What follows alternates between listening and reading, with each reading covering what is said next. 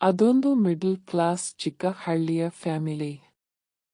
ಮನೆಯ ಯಜಮಾನ ಶೇಖರ್ ಅವನ 40 ವರ್ಷ ಕಳೆದಿತ್ತು.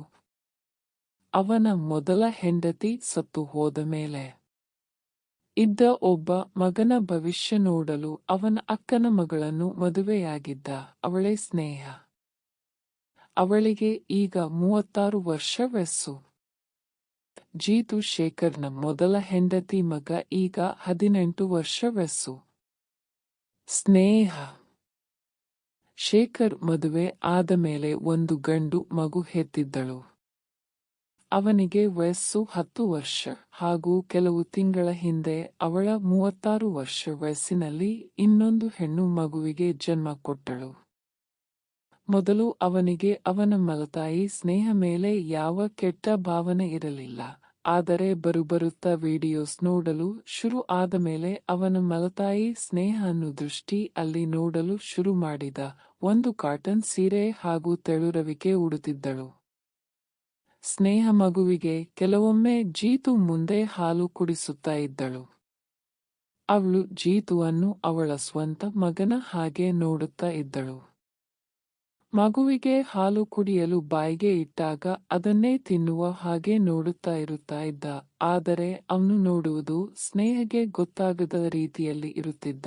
ಸ್ನೇಹ ಮೈ ಬಿಳಿ ಬಣ್ಣ ಇದ್ದ ಕಾರಣ ಅವಳ ಕಲ್ಲಂಗಡಿ ತೊಟ್ಟುಗಳು ಕೂಡ ಅಷ್ಟು ಕಪ್ಪು ಇರದೆ ಸ್ವಲ್ಪ ಕೆಂಪು ಹಾಗೂ ಕಂದು ಬಣ್ಣ ಆಗಿತ್ತು.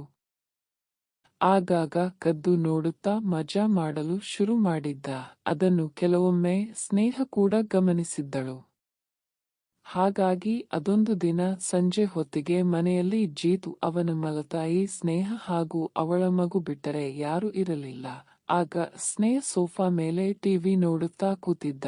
ಜೀತು ಪಕ್ಕದಲ್ಲಿ ಕೂತು, ಜೀತು ನೀನು ನಾನು ಪಾಪುಗೆ ಹಾಲು ಕುಡಿಸುವಾಗ ಹಾಗೆಲ್ಲ ನೋಡೋದು ತಪ್ಪು ಅಂದಳು. ಜೀತುಗೆ ಅವಳ ಮಾತು ಕೇಳಿ ಸ್ವಲ್ಪ ಗಾಬರಿ ಆಯಿತು. ಅವನು ಕದ್ದು ನೋಡುವುದು ಮಲತಾಯಿಗೆ ಗೊತ್ತಾಗಿದ್ದು ತಿಳಿದು ಮಾತಾಡದೆ ಸುಮ್ಮನೆ ತಲೆ ತಗ್ಗಿಸಿ ಕೂತಿದ್ದ. ಆಗ ಸ್ನೇಹ ಮತ್ತೆ ನೀನು ಹಾಗೆ ನೋಡಿದ್ರೆ ಕಣ್ಣು ದೃಷ್ಟಿ ಬಿದ್ದು ಎದೆ ಹಾಲು ಬದಲಾಗಿ ಮಗುಗೆ ಹೊಟ್ಟೆ ನೋವು ಆಗುತ್ತೆ ಎಂದಳು. ಆಗ ಜೀತು, ತಪ್ಪಾಯ್ತು ಅಮ್ಮ, ಅದು ನಂಗೂ ಆಸೆ ಹಾಲು ಕುಡಿಯೋಕೆ ಅಂದಾಗ ಸ್ನೇಹ ಕೋಪ ಮಾಡಿಕೊಳ್ಳದೆ, ಅಯ್ಯೋ ದೇವ್ರೇ, ಏನೋ ಮಗು ಹಾಲು ಕುಡಿಯೋದು ನಿಂಗೆ ಹೊಟ್ಟೆ ಊರಿನ ಪಾಪು ಕಣೋ ಅದು, ಈಗೇನು ನಿಂಗೂ ಹಾಲು ಬೇಕ ಕಂದಲ್ಲ ಅಂತ ನಗುತ್ತಾ ಕೇಳಿದಳು. ಅವಳ ಮಾತು ಕೇಳಿ ಜೀತು ಶಾಕ್ದಲ್ಲಿ ಸುಮ್ಮನೆ ಅವಳ ಮುಖ ನೋಡುತ್ತಾ ಇರಲು. ಸ್ನೇಹ ಅವಳೇ ಮತ್ತೆ, ನೋಡು ನೀನು ನನಗೆ ಮಗನೇ ಆಗಬೇಕು.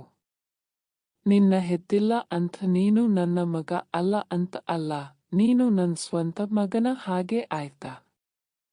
ನಿಂಗೆ ನಾನು ಎದೆ ಹಾಲು ಕೊಟ್ಟಿಲ್ಲ ಯಾವತ್ತೂ.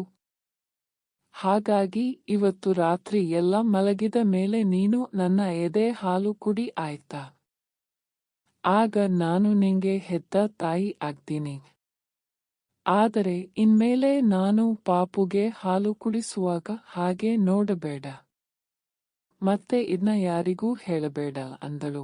ಆಗ ಜೀತುಗೆ ಅವಳ ಮಾತು ಕೇಳಿ ಮುಜುಗರ ಉಂಟು ಆಗಿ ತಲೆ ಆಡಿಸುತ್ತಾ ಅಲ್ಲಿಂದ ಎದ್ದು ಹೊರಗೆ ಓಡಿ ಹೋದ. ಆದರೆ ಆ ದಿನ ರಾತ್ರಿಗೆ ತುಂಬಾ ಆಸೆಯಿಂದ ಕಾಯುತ್ತಾ ಇದ್ದ. ಅವರದ್ದು ಹಳ್ಳಿಯ ಚಿಕ್ಕ ಮನೆಯಾಗಿದ್ದ ಕಾರಣ ಒಂದು ರೂಮ್, ಕಿಚನ್ ಹಾಗೂ ಹಾಲ್ ಮಾತ್ರ ಇತ್ತು. ಶೇಖರ್ ಮೊದಲು ರೂಮ್ನಲ್ಲಿ ಹೆಂಡತಿ ಹಾಗೂ ಎರಡನೇ ಮಗನ ಜೊತೆ ಮಲಗುತ್ತಿದ್ದ ಹಾಗೂ ಜೀತು ಹಾಲ್ನಲ್ಲಿ ಮಲಗುತ್ತಿದ್ದ.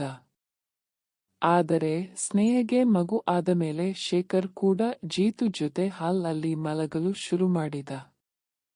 ಆದರೆ ಆಗ ಸ್ವಲ್ಪ ಶೆಕೆ ಆಗುತ್ತಿದ್ದ ಕಾರಣ ಶೇಖರ್ ಮನೆ ಹೊರಗೆ ವರಾಂಡ ಅಲ್ಲಿ ಮಂಚ ಹಾಕಿಕೊಂಡು ಮಲಗಲು ಶುರು ಮಾಡಿದ.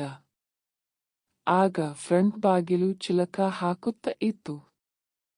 ಶೇಖರ್ ಒಳಗೆ ಬರುವಾಗ ಬಾಗಿಲು ಬಡಿದರೆ ಯಾರಾದ್ರೂ ತೆಗೆದ ಮೇಲೆ ಒಳಗೆ ಬರಲು ಆಗುತ್ತಾ ಇತ್ತು.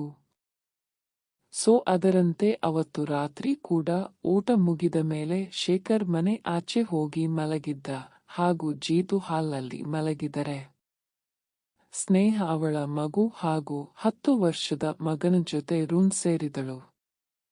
ಆ ದಿನ ರಾತ್ರಿ ಸುಮಾರು 11 ಗಂಟೆ ಸುಮಾರಿಗೆ ಮಕ್ಕಳು ಮಲಗಿದ ನಂತರ ಸ್ನೇಹ ರೂಮ್ ಇಂದ ಆಚೆ ಬಂದಳು.